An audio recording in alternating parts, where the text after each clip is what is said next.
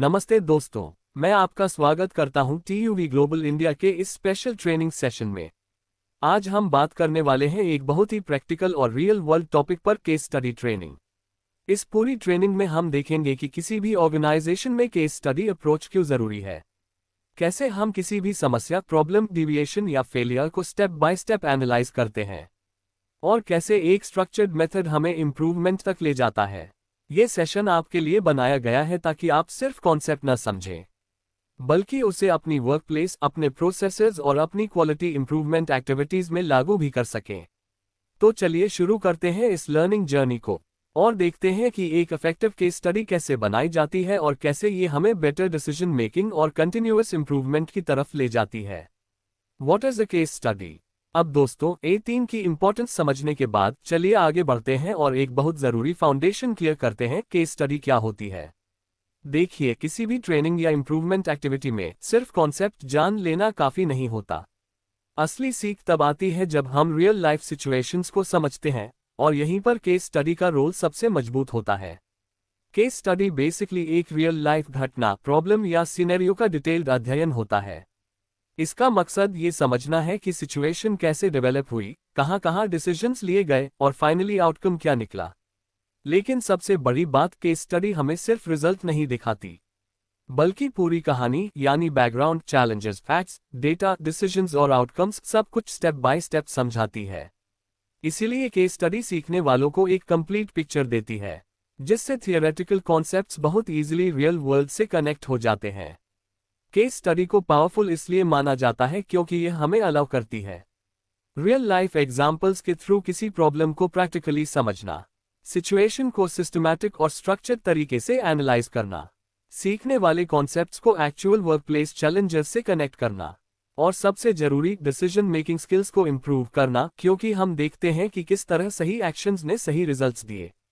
Organisations भी case studies का उपयोग अवेयरनेस बढ़ाने, टीम की रीजनिंग इंप्रूव करने और प्रॉब्लम सॉल्विंग को मजबूत बनाने के लिए करती हैं। Purpose of a case study. अब जब हमने समझ लिया कि केस स्टडी होती क्या है, तो अगला लॉजिकल स्टेप है, इसका पर्पस क्या है। किस वजह से ऑर्गेनाइजेशंस इतने बड़े स्तर पर केस स्टडीज का इस्तेमाल करती हैं? देखिए, किसी भी केस स्टडी का सबसे पहला उद्देश्य होता है प्रॉब्लम के पीछे छुपे असली कारणों, रूट कॉजेज को समझना। रियल लाइफ सिचुएशंस हमें वो डेप्थ दिखाती हैं जो सिर्फ थियरी से कभी नहीं मिल सकती। जब हम किसी घटना या इश्यू को केस स्टडी की तरह एक्सप्लोर करते हैं, तो हमें पूरा पिक्चर मिलता है। क्या एक्शंस लिए गए, किन चैलेंजेस का सामना हुआ, कौन से डिसीजंस इफेक्टिव थे, और किन चीजों में इंप्रूवमेंट की जरूरत थी। इससे लर्निंग बहुत प्रैक्टिकल और रिलेटेबल बन जाती है। केस स्टडी का एक और बड़ा उद्देश्य है हमारी एनालिटिकल एबिलिटी को इम्प्रूव करना। स्ट्रक्चर्ड तरीके से किसी सिचुएशन को इवैल्यूएट करना सीखने से हम बेहतर जजमेंट लेने लगते हैं और हर स्टेप का रीजन समझने लगते हैं। ऑर्गेनाइजेशंस में भी केस स्टडीज का इस्तेमाल इसीलिए होता है ताकि टीमें पास्ट एक्सपीरियंसेस से सीख सकें और फ्यूचर में वही मिस्टेक्स रिपीट न हो। जब लोग देख पाते हैं कि किस तरह किसी प्रॉब्लम को हैंडल किया गया था, तो उनकी डिसीजन मेकिंग और भी मजबूत होती है। केस स्टडी इनडायरेक्टली टीम में स्ट्रक्चर्ड थिंकिंग, नॉलेज शेयरिंग और क्रॉस फंक्शनल अंडरस्टैंडिंग भी डेवलप करती है, जिससे डिसीजंस ज्यादा प्रैक्टिकल, अलाइंड और इफेक्टिव बनते हैं। अगर इसे पॉइंट्स में समराइज करें, तो केस स्टडी पर्पसफुली हेल्प करती है रूट कॉज खोजने में, रियल सिचुएशंस को एनालाइज करके, एनालिटिकल सोच बढ़ाने में, स्ट्रक्चर्ड इवैल्यूएशन के जरिए, ऑर्गेनाइजेशन को पास्ट एक्सपीरियंसेस से सीखने में, प्रैक्टिकल लर्निंग्स के आधार पर बेटर डिसीजन मेकिंग करने में। इंपॉर्टेंस इन ट्रेनिंग और इंडस्ट्री। अब दोस्तों, केस स्टडी का पर्पस समझने के बाद एक और बड़ा सवाल सामने आता है, ये ट्रेनिंग और इंडस्ट्री दोनों में इतनी इंपॉर्टेंट क्यों है? देखिए, किसी भी ट्रेनिंग प्रोग्राम का असली मकसद होता है कि एम्प्लॉइज सिर्फ सुने नहीं, बल्कि कॉन्सेप्ट्स को प्रैक्टिकली समझे और अपने काम में अप्लाई भी कर सकें। और यही काम सबसे अच्छे तरीके से केस स्टडीज करती हैं। केस स्टडीज एम्प्लॉइज को दिखाती हैं कि रियल वर्क एनवायरनमेंट में प्रॉब्लम्स कैसे हैंडल और सॉल्व की गईं। जब लोग किसी एक्चुअल सिनेरियो को देखते हैं, तो कॉन्सेप्ट्स ऑटोमेटिकली उनके दिमाग में क्लियर हो जाते हैं, लर्निंग डीपर हो जाती है और उस लर्निंग का इम्पैक्ट भी काफी बड़ा होता है। इंडस्ट्री में केस स्टडीज की इंपॉर्टेंस उससे भी आगे जाती है। ऑर्गेनाइजेशंस इन्हें कंटिन्यूअस इंप्रूवमेंट के लिए एक स्ट्रॉन्ग टूल की तरह यूज करती हैं। जब एक टीम कोई अच्छा प्रैक्टिस फॉलो करती है और वह सक्सेसफुल होता है, तो उसी केस स्टडी को दूसरी टीम्स के साथ शेयर किया जाता है ताकि वही सक्सेस अन्य एरियाज में रिपीट की जा सके। इससे रिपीटेड मिस्टेक्स अवॉइड होती हैं और पूरे ऑर्गेनाइजेशन में लर्निंग फैलती है। केस स्टडीज ये भी समझने में मदद करती हैं कि क्रिटिकल सिचुएशंस में कौन से डिसीजंस क्यों लिए गए और उनका इम्पैक्ट क्या रहा। यह एम्प्लॉयज की रीजनिंग और जजमेंट को स्ट्रॉन्ग बनाती है, जिससे फ्यूचर में वे खुद भी बेहतर डिसीजंस ले पाते हैं।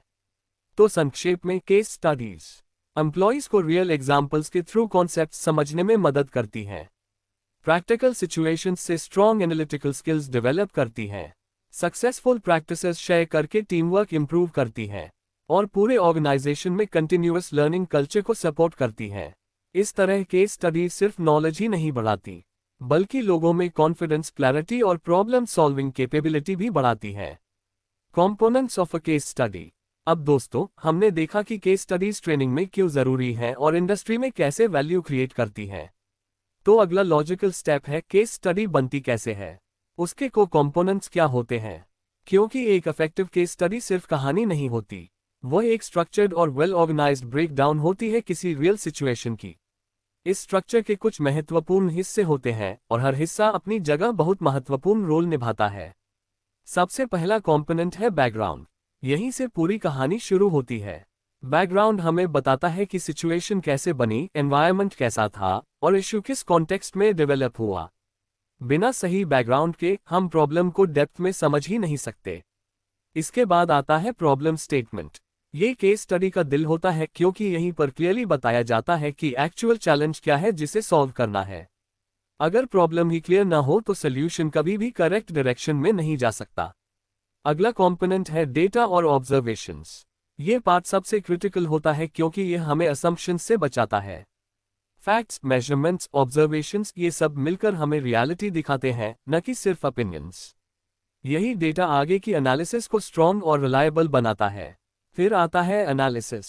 ये वह स्टेज है जहां हम प्रॉब्लम को छोटे छोटे पार्ट्स में ब्रेक करके समझते हैं कि यह इशू क्यों हुआ, किस वजह से हुआ और इसके पीछे एक्चुअल रीजंस क्या हैं। ये स्टेप हमें रूट कॉज तक ले जाता है। और अंत में आते हैं एक्शंस और रिजल्ट्स। ये पार्ट दिखाता है कि कौन से सॉल्यूशंस इंप्लीमेंट किए गए, कैसे किए गए और उनके बाद क्या इंप्रूवमेंट्स आए। यही वह हिस्सा है जो लर्निंग को कंप्लीट करता है कि हमने प्रॉब्लम को प्रैक्टिकली कैसे रिजॉल्व किया और उसका आउटकम कितना इफेक्टिव था। अगर एक लाइन में कहें तो एक अच्छी केस स्टडी के कंपोनेंट्स इस तरह वैल्यू ऐड करते हैं। बैकग्राउंड पूरी सिचुएशन और कॉन्टेक्स्ट क्लियर करता है। प्रॉब्लम स्टेटमेंट में चैलेंज को डिफाइन करता है। डेटा और ऑब्जर्वेशन सही फैक्चुअल अंडरस्टैंडिंग देता है। रिजल्ट्स दिखाते हैं कि सॉल्यूशन से क्या इंप्रूवमेंट हासिल हुआ। इन कंपोनेंट्स के बिना केस स्टडी कभी भी कंप्लीट या इफेक्टिव नहीं मानी जाती। Types of case studies. अब दोस्तों, हमने केस स्टडी के कंपोनेंट्स समझ लिए, लेकिन एक और इम्पॉर्टेंट चीज है जिसे समझना जरूरी है, और वो है केस स्टडीज के अलग अलग प्रकार। क्योंकि हर सिचुएशन एक जैसी नहीं होती। कभी हमें किसी इंसिडेंट को डिटेल में समझना होता है, कभी दो सिनेरियोज की तुलना करनी होती है, कभी हमें किसी कॉन्सेप्ट को टेस्ट करना होता है और कभी सिर्फ किसी बेस्ट प्रैक्टिस को डॉक्यूमेंट करना होता है। इसी वजह से केस स्टडीज के अलग अलग टाइप्स बनाए जाते हैं, ताकि ऑर्गेनाइजेशन अपनी लर्निंग या इन्वेस्टिगेशन के पर्पस के अनुसार सही फॉर्मेट चुन सके। सबसे पहला टाइप है एक्सप्लोरेटरी केस स्टडी। ये तब यूज होती है जब हमें किसी नई सिचुएशन को समझना होता है और हमें अभी क्लैरिटी नहीं होती कि प्रॉब्लम एग्जैक्टली किस डायरेक्शन में है। ये टाइप अर्ली अंडरस्टैंडिंग और इनिशियल एक्सप्लोरेशन के लिए परफेक्ट होती है। दूसरा टाइप है डिस्क्रिप्टिव केस स्टडी। इसमें पूरी सिचुएशन को बहुत डिटेल में फैक्चुअल तरीके से प्रेजेंट किया जाता है। यहाँ फोकस होता है एक्चुअल घटनाएं, डेटा, ऑब्जर्वेशंस और पूरे केस की वास्तविक तस्वीर को सामने रखना। ये लर्निंग और डॉक्यूमेंटेशन के लिए बहुत पावरफुल होती है। तीसरा टाइप है कंपैरेटिव केस स्टडी। जैसा नाम बताता है, इसमें दो या अधिक सिनेरियोज की तुलना की जाती है। ऑर्गेनाइजेशंस अक्सर इसका इस्तेमाल पैटर्न्स समझने, डिफरेंसेस आइडेंटिफाई करने और यह समझने के लिए करती है कि कौन सा अप्रोच बेहतर काम करता है। चौथा है एक्सप्लेनेटरी केस स्टडी। ये रूट कॉज लेवल पर जानने के लिए बनाई जाती है कि कोई सिचुएशन क्यों हुई, उसके पीछे क्या रीजंस थे और किस तरह वो प्रॉब्लम डेवलप हुई।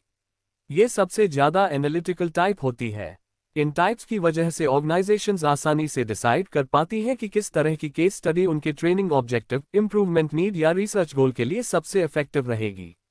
अगर इसे पॉइंट्स में देखें, एक्सप्लोरेटरी स्टडीज अर्ली सिचुएशंस को समझने के लिए, descriptive studies detailed factual information देने के लिए, कंपैरेटिव स्टडीज अलग सिनेरियोज की तुलना करने के लिए, एक्सप्लेनेटरी स्टडीज किसी सिचुएशन के पीछे के कारण एनालाइज करने के लिए।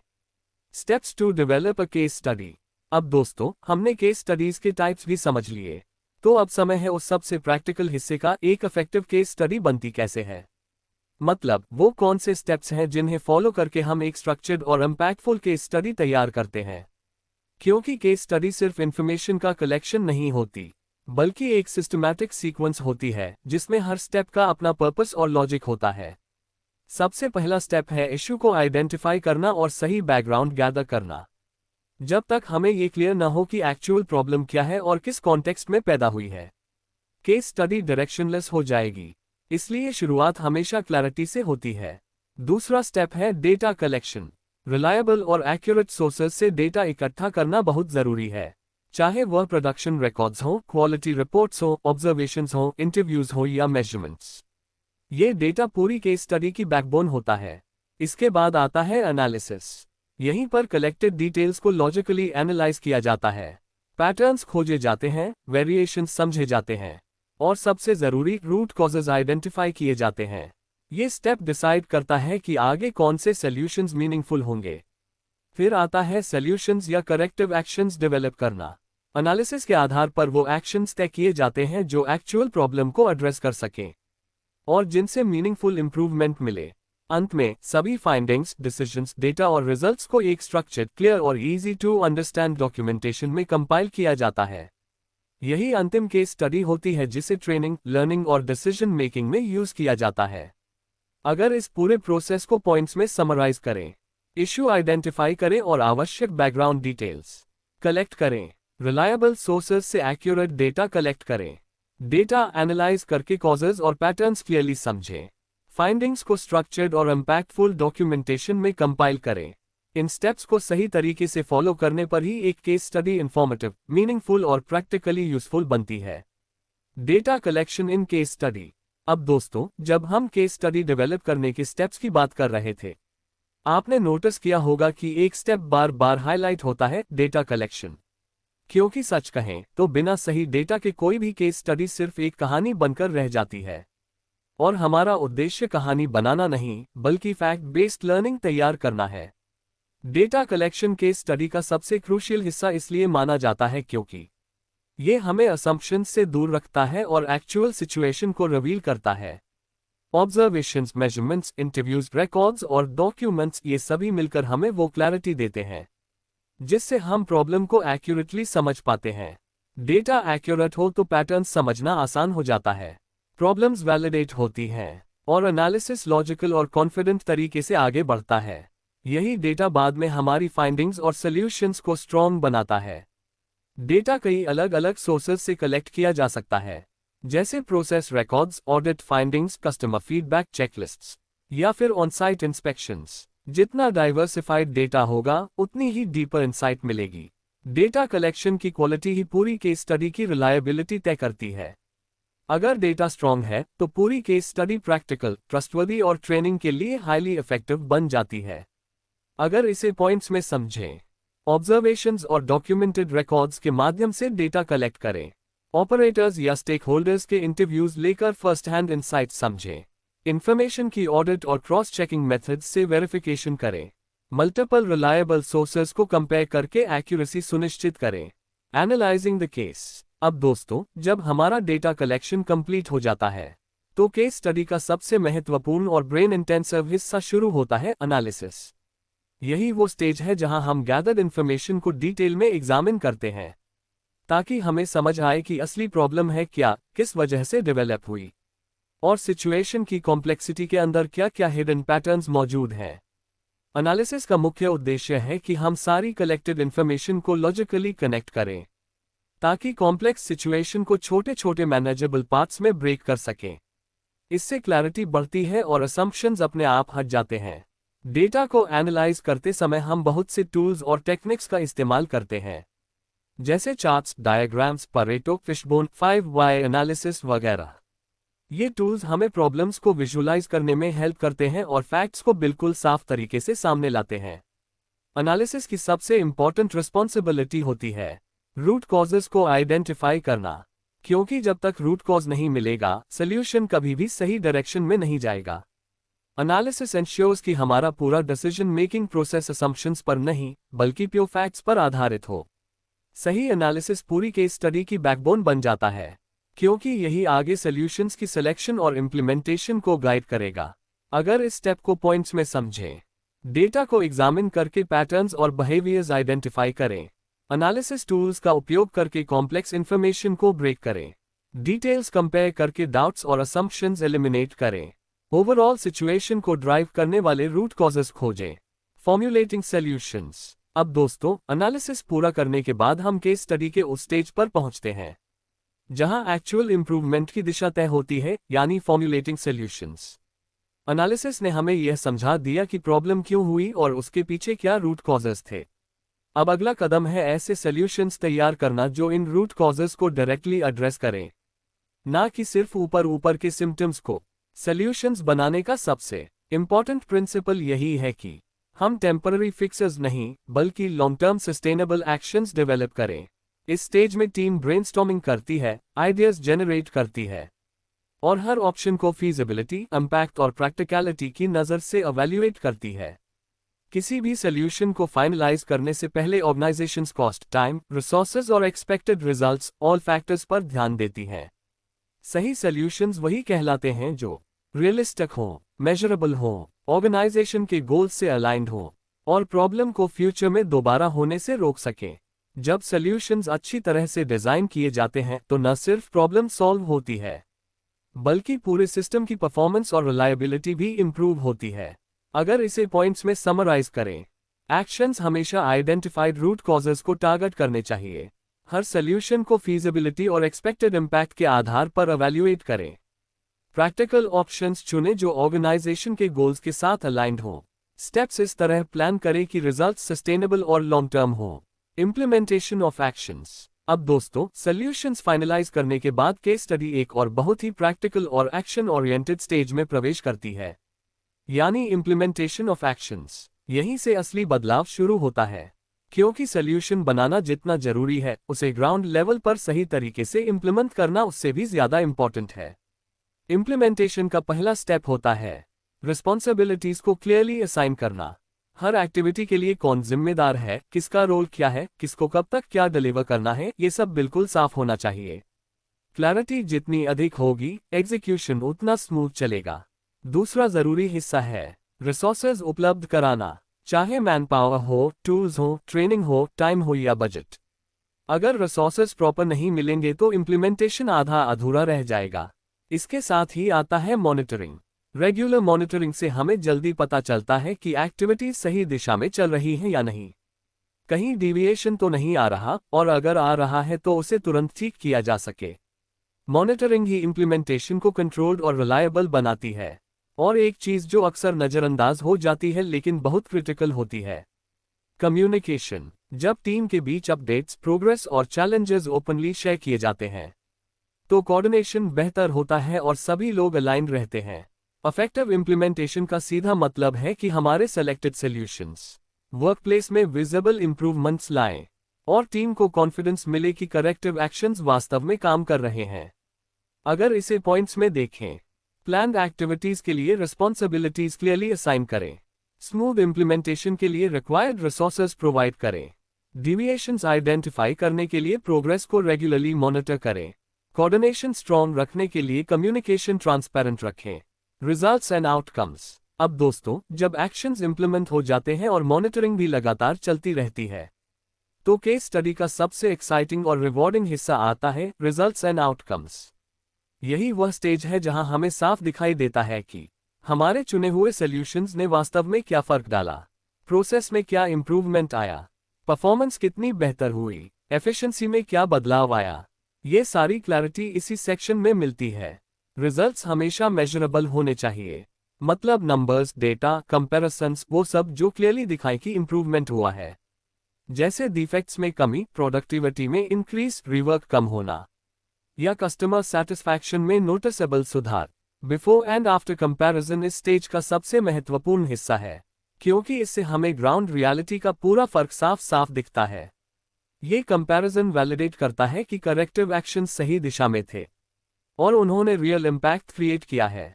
रिजल्ट्स सिर्फ इंप्रूवमेंट दिखाने के लिए नहीं होते, वे फ्यूचर डिसीजन मेकिंग में भी मदद करते हैं, क्योंकि जब हमें पता होता है कि कौन सा एक्शन कितना इफेक्टिव रहा, तो अगली बार हम वही सक्सेसफुल अप्रोच कॉन्फिडेंटली अपनाते हैं। डॉक्यूमेंटेड रिजल्ट्स टीमें को ये भी समझने देते हैं कि किस तरह की एफर्ट से एक्चुअल वैल्यू क्रिएट हुई और इम्प्रूवमेंट जर्नी की क्या सीखें हैं जिन्हें फ्यूचर प्रोजेक्ट्स में अप्लाई किया जा सकता है। अगर इसे पॉइंट्स में समराइज करें, अप्लाइड सॉल्यूशंस के बाद मेजरेबल इंप्रूवमेंट्स दिखाएं, बिफोर एंड आफ्टर कंपैरिजन के थ्रू क्लियर विजिबिलिटी दें, करेक्टिव एक्शंस की इफेक्टिवनेस को वैलिडेट करें, परफॉर्मेंस और एफिशिएंसी में आए ओवरऑल गेन्स हाईलाइट करें, की लर्निंग्स फ्रॉम केस स्टडी। अब दोस्तों, जब हम पूरी केस स्टडी को समझ लेते हैं, issue, data, analysis, solutions, implementation और रिजल्ट्स, तो आखिर में सबसे महत्वपूर्ण हिस्सा आता है कि लर्निंग्स का। क्यों? क्योंकि लर्निंग्स ही असल में वह मूल्य वैल्यू है जो इस पूरी केस स्टडी से निकलती हैं। ये सीखें हमें बताती हैं कि क्या सही हुआ, क्या बेहतर किया जा सकता था, और भविष्य में ऐसी सिचुएशंस को कैसे और स्मार्ट तरीके से हैंडल किया जाए। कि लर्निंग्स वह क्लैरिटी देती हैं जो केवल एक्सपीरियंस से मिलती है। ये हमें ये समझने में मदद करती हैं कि कौन से फैक्टर्स ने पूरे केस को इन्फ्लुएंस किया, कौन सी एक्शंस ने प्रॉब्लम को सही दिशा में सॉल्व किया, और किन स्टेप्स में सुधार की गुंजाइश थी। इन लर्निंग्स का सबसे बड़ा फायदा यह है कि यह पूरे ऑर्गेनाइजेशन में नॉलेज शेयरिंग को बढ़ाती हैं। जब लर्निंग्स डिपार्टमेंट्स और टीम्स के बीच शेयर की जाती हैं, तो कैपेबिलिटी बढ़ती है, कॉन्फिडेंस बढ़ता है, और लोग मिस्टेक्स रिपीट करने से बचते हैं। लर्निंग्स फ्यूचर डिसीजन मेकिंग को भी स्मार्टर बनाती हैं, क्योंकि हम अब सिर्फ असम्पशंस पर नहीं चलते, बल्कि रियल एक्सपीरियंस और टेस्टेड मेथड्स के आधार पर एक्शंस डिसाइड करते हैं। संक्षेप में, की लर्निंग्स ये समझने में मदद करती हैं कि कौन से फैक्टर्स ने पूरे केस आउटकम को इन्फ्लुएंस किया, सिमिलर इश्यूज को फ्यूचर में रिजॉल्व करने के इफेक्टिव तरीके सिखाती हैं, इनसाइट्स को टीम्स के बीच शेयर करके कैपेबिलिटी इंप्रूव करती हैं। डॉक्यूमेंटेड लर्निंग्स की वजह से रिपीटेड मिस्टेक्स अवॉइड होती हैं। समरी। अब दोस्तों, हम अपनी पूरी केस स्टडी ट्रेनिंग के अंतिम चरण पर पहुंच गए हैं, समरी। समरी का उद्देश्य यही है कि हम उन सभी सीखों, कॉन्सेप्ट्स और प्रोसेसेस को एक जगह जोड़ें जो हमने इस ट्रेनिंग के दौरान समझे। यह एक तरह का रिकैप है जो पूरी केस स्टडी अप्रोच की क्लैरिटी को और मजबूत करता है। हमने देखा कि केस स्टडी केवल एक एग्जाम्पल नहीं होती, यह एक स्ट्रक्चर्ड तरीका है जिससे हम रियल वर्कप्लेस सिचुएशंस को सीखने से जोड़ते हैं। यह हमें दिखाती है कि किस तरह प्रॉब्लम्स आइडेंटिफाई होती हैं, डेटा कलेक्ट किया जाता है, एनालिसिस से रूट कॉजेस खोजे जाते हैं, सॉल्यूशंस बनाए जाते हैं, और फिर उनका इम्प्लीमेंटेशन वास्तविक इंप्रूवमेंट लाता है। यह पूरा स्ट्रक्चर्ड फ्लो हमें एक चीज सिखाता है कि लर्निंग तभी पावरफुल होती है जब वह प्रैक्टिकल, क्लियर और ग्राउंड रियलिटी से जुड़ी हो। केस स्टडीज डिसीजन मेकिंग को भी काफी मजबूत बनाती हैं, क्योंकि जब हम रियल एग्जाम्पल्स देखते हैं कि किस तरह एक्शंस और रीजनिंग ने आउटकम्स को शेप किया, तो हम भविष्य में भी ज्यादा इन्फॉर्म्ड और कॉन्फिडेंट डिसीजंस ले पाते हैं। हमने ये भी समझा कि केस स्टडीज सिर्फ प्रॉब्लम सॉल्व नहीं करती, बल्कि पूरे ऑर्गेनाइजेशन में कंटिन्यूअस इंप्रूवमेंट की कल्चर को भी सपोर्ट करती हैं, और यही किसी भी इंडस्ट्री की लॉन्ग टर्म ग्रोथ की असली पहचान है। अगर समरी को पॉइंट्स में देखें, केस स्टडीज लर्निंग को रियल सिचुएशंस से कनेक्ट करती हैं, स्ट्रक्चर्ड प्रोसेस क्लैरिटी और अंडरस्टैंडिंग को मजबूत करता है, टीम्स बेहतर इन्फॉर्म्ड डिसीजन मेकिंग कर पाती हैं, ऑर्गेनाइजेशन में कंटिन्यूअस इंप्रूवमेंट कल्चर को सपोर्ट करता है। तो दोस्तों, इस तरह हमने पूरी केस स्टडी ट्रेनिंग को स्टेप बाय स्टेप समझा कि कैसे एक स्ट्रक्चर्ड अप्रोच हमें प्रॉब्लम्स को गहराई से समझने, सही डेटा इकट्ठा करने, स्ट्रॉन्ग एनालिसिस करने और इफेक्टिव सॉल्यूशंस इंप्लीमेंट करने में मदद करती है। उम्मीद है कि इस पूरी वीडियो से आपको न सिर्फ कॉन्सेप्ट समझ आए होंगे, बल्कि यह भी कि रियल वर्कप्लेस सिचुएशंस में इन्हें प्रैक्टिकली कैसे अप्लाई किया जा सकता है। यही लर्निंग आपको बेहतर डिसीजंस लेने में, प्रोसेसेस इंप्रूव करने में और अपने ऑर्गेनाइजेशन में कंटिन्यूअस इंप्रूवमेंट कल्चर को मजबूत बनाने में मदद करेगी। अगर आपको ये ट्रेनिंग उपयोगी लगी हो, तो इस वीडियो को लाइक, शेयर और कमेंट करना न भूलें। और ऐसी ही इन्फॉर्मेटिव ट्रेनिंग्स देखने के लिए हमारे चैनल TUV ग्लोबल इंडिया को जरूर सब्सक्राइब करें। हम इसी तरह इंडस्ट्री बेस्ड प्रैक्टिकल और हाई क्वालिटी ट्रेनिंग्स आपके लिए लाते रहेंगे। धन्यवाद। मिलते हैं अगली ट्रेनिंग सेशन में।